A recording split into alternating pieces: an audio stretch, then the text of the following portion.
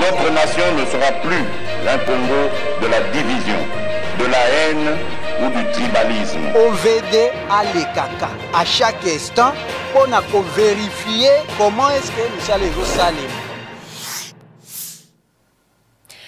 Grande édition du journal télévisé sur DRC Info. Mesdames et messieurs, il est temps de vous informer. À la une de l'actualité, les constructions anarchiques érigées sur les avenues des Huileries, Kabambaré et Nyangwe ont été démolies ce jeudi 9 février 2023.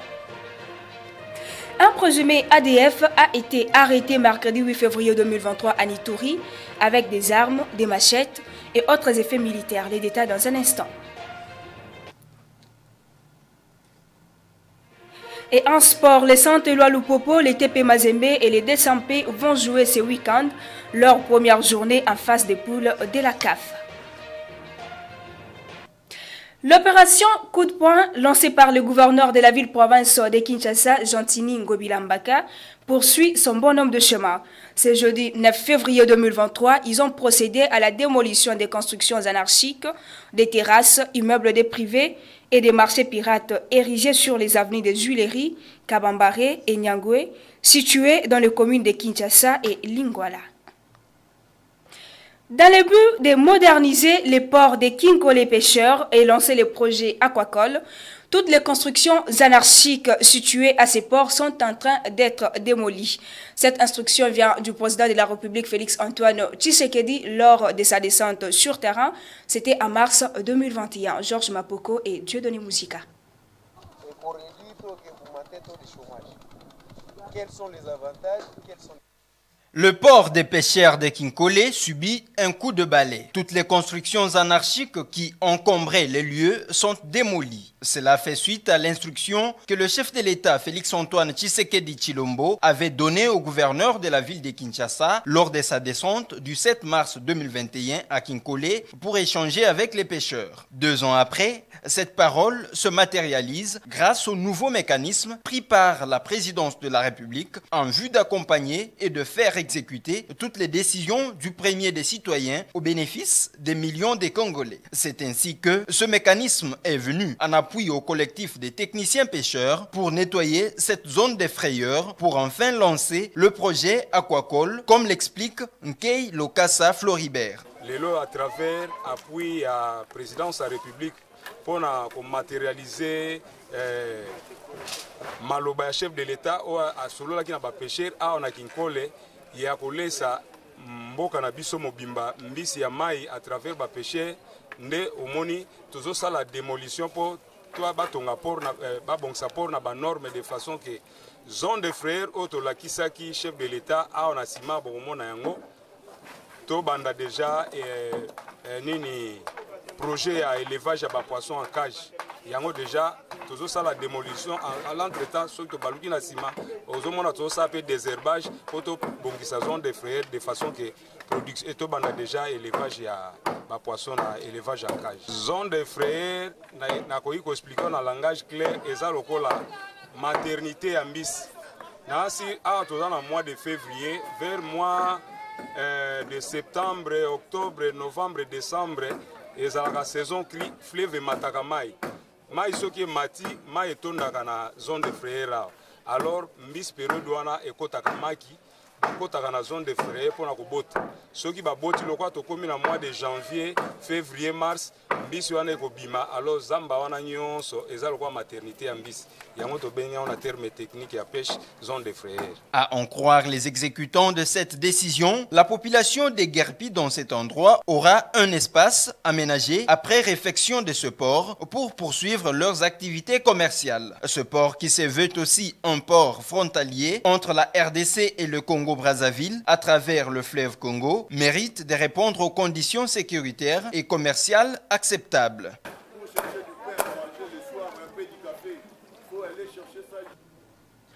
Plusieurs personnes ont été dégarpies et leurs habitations démolies au quartier Mbabou-Ewa dans la commune de Lantélé.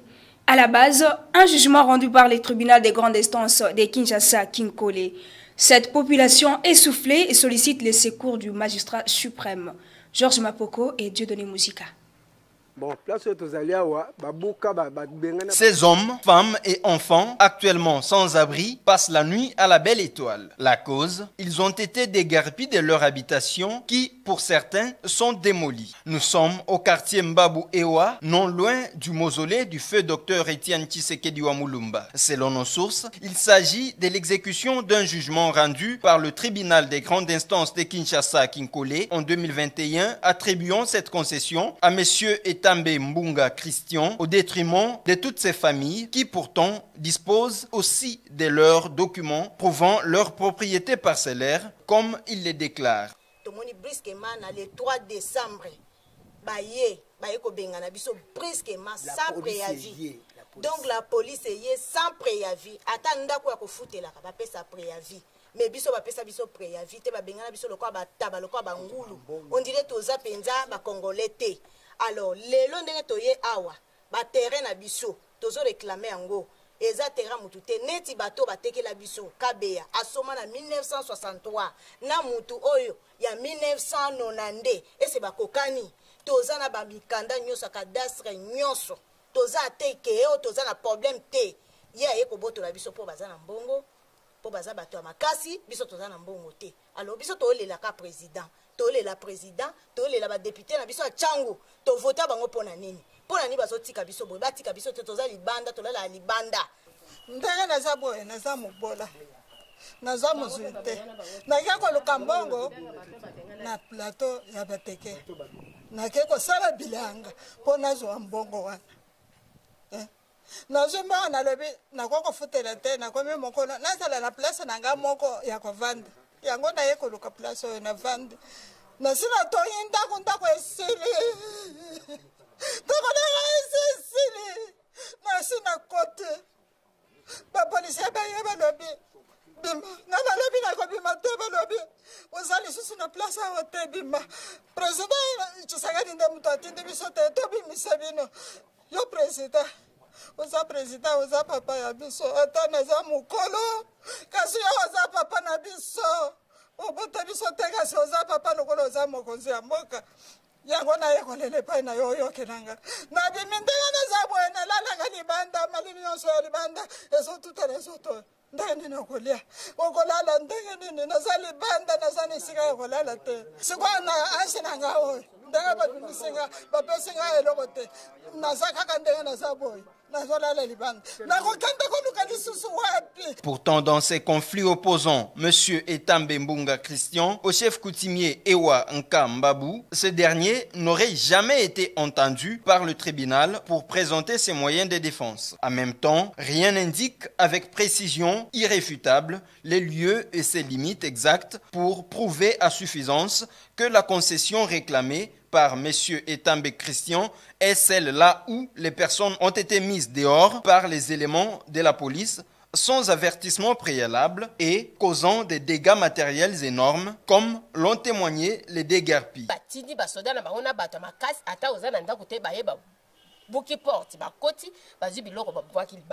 Tant que vous retard déjà si babuka kinda ko bazui na ya kozwa bayibi batena ba poche basimzela bakei na banda futela peka na ngam kuna ko lupangu achanga lupangu atindela nga mbongo $1200 taba police bayaka ngana zalaka ti nazana chantier mususu taba police baya mwasi na nga za si place wana ba police ba koti na ndaku mbala moko kokota bakota na ndaku batomboli mbongo wana nyonso babimisi pe biloko ya mwasi libanda na kuta mwasi libanda donc mbongo ya bato musala ti lelo balandelaka nga donc bapolisi bazwa mbongo wana. La RDC, qui se veut aujourd'hui un état de droit, doit à travers sa justice dire le droit et le bon. Ce dossier mérite une attention particulière de Félix-Antoine Tshisekedi Tshilombo, président de la République et magistrat suprême, pour sauver tous ses compatriotes qui ne savent où aller pour faire entendre leur voix. Affaire à suivre.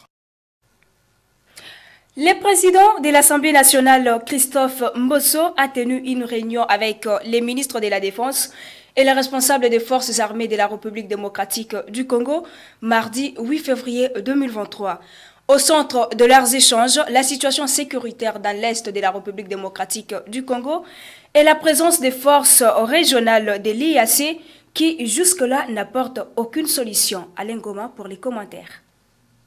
La raison de cette rencontre. Ça porte essentiellement sur la grave situation sécuritaire de l'Est et un peu de l'ensemble du pays. Nous avons tiré tous des conclusions. Nous, au nom de la représentation nationale, notre peuple tient à ce que notre armée se ressaisisse, prenne un sursaut d'orgueil pour barrer la route au M23 supplétif de l'armée rwandaise.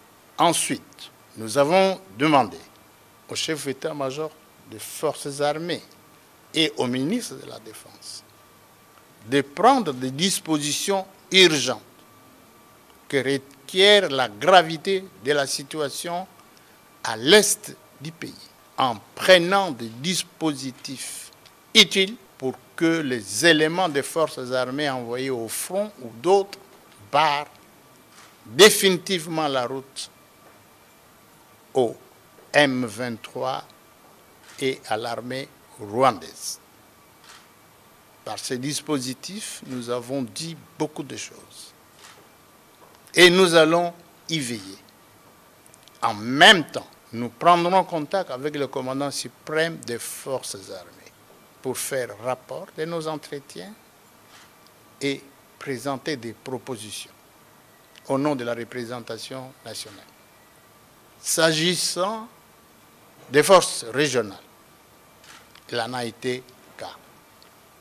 Nous saluons l'adhésion de notre pays à la communauté de l'Afrique de l'Est.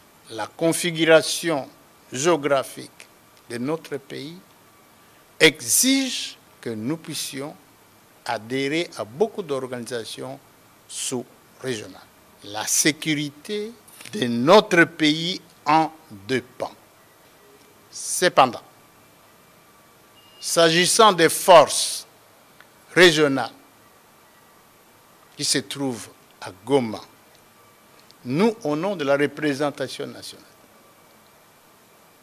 nous demandons au commandant suprême des forces armées si, dans un délai raisonnable, que les forces régionales n'arrivent pas à nous soutenir contre l'agresseur et qu'ils se complaisent à soutenir ou à aider nos ennemis, nous demanderons au commandant suprême des forces armées, qui est le président de la République, chef de l'État, pour qu'il prenne la décision qui s'impose. Notre pays doit s'assumer. Ce n'est plus le moment où nous devons laisser les chefs de l'État seuls travailler. C'était là Christophe Mosso, président de l'Assemblée nationale, qui s'exprimait au micro de Alain Koma. Dans les opérations menées par l'armée et sur l'axe Commanda Luna et Commanda Mambasa, à Ituri, mercredi 8 février 2023, un présumé ADF a été arrêté avec 7 armes, des machettes et autres effets militaires. Junior Selemani pour les commentaires. Le FRDC intensifie les opérations contre les ADF MTM. Depuis le mois de janvier, c'est les axes routiers, Commandant Luna et Mambasa Loloa, face à la puissance de feu de l'armée. Un sujet étranger a été capturé, 7 armes AK-47, 16 machettes et les produits pharmaceutiques récupérés. Ce capturé a été présenté ce mercredi au gouverneur militaire de l'Ituri, le lieutenant-général Lubuyanka Johnny. Le porte-parole de l'armée en Ituri, le lieutenant Jules Ngongo, revient sur les circonstances de cette action de forces loyalistes. Depuis le mois de janvier, nous avons lancé des opérations contre les ADF. L'objectif, c'est les détruire partout où ils peuvent se retrouver. Ça a été le cas au nom du gouverneur militaire, le lieutenant-général Lubuyanka Johnny, gouverneur militaire et commandant des opérations, que nous appelons toute la population à aiguiser le patriotisme et de collaborer avec les forces armées. La paix est à ses prix. Ce présumé ADF est passé aux avis. Penye ilifikia kwanza, penye ilifikia kwa mapumziko, ilikuwa ni kampu moja wanaita kampu ya Mafatuma. Ilikuwa ni kazi ambayo ni lazima wanakufanisha mafunzo, unakuwa askari wanakupatia silaha. Signalons que, lors de ces opérations, 6 ADF ont été neutralisés. Pour l'air, l'armée poursuit l'ennemi jusqu'à leur dernier retranchement, dont l'objectif final est la restauration de la paix. Dans cette région, présent au forum minier Indaba tenu en Afrique du Sud, le ministre congolais de l'industrie Julien Paluku a rappelé les pays africains à consacrer 10% de leur budget respectif, tel que décidé au sommet de Niamey pour relancer les économies du continent noir. Suivez. Panéliste à la conférence minière Indaba 2023 à Cape Town en République sud-africaine qui a réuni plusieurs opérateurs miniers, banquiers et entrepreneurs, mais aussi des délégués des institutions venus de tous les continents. Le ministre congolais de l'industrie Julien Paluku Kahongya a, au nom de la République démocratique du Congo, appelé les pays africains à ratifier rapidement les statuts du Centre africain du développement minier et ce, en consacrant les 10% de leurs budgets respectifs pour la promotion du secteur industriel, conformément aux résolutions du dernier sommet de l'Union africaine sur l'industrialisation tenu à Niamey au Niger.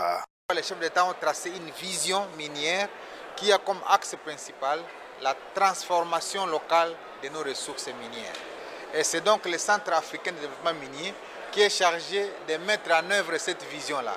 Lorsque les statuts ont été élaborés, il a été demandé à tous les États africains de ratifier les statuts pour que désormais tout le monde s'inscrive dans la transformation locale des minéraux, parce qu'en les transformant, on leur donne une valeur ajoutée et on accroît ainsi le budget des États africains. Au cours de ces plus grands forums miniers, le ministre de la RDC en charge de l'industrie, Julien Paluku Kahongya, a plaidé pour l'adhésion des pays africains dans le développement des chaînes de valeur régionales, et cela après avoir donné des détails sur les étapes déjà franchies dans le cadre de l'exécution du projet de l'industrie des batteries électriques qui va booster les économies des pays africains, et cela avec l'accompagnement aujourd'hui des États-Unis d'Amérique. Le travail a commencé pour que maintenant, à l'horizon 2025-2030, nous nous rassurions que les premiers précurseurs de batteries et les premières batteries, si pas les premiers véhicules, commencent à sortir du continent. Signalons que la République démocratique du Congo a été très félicitée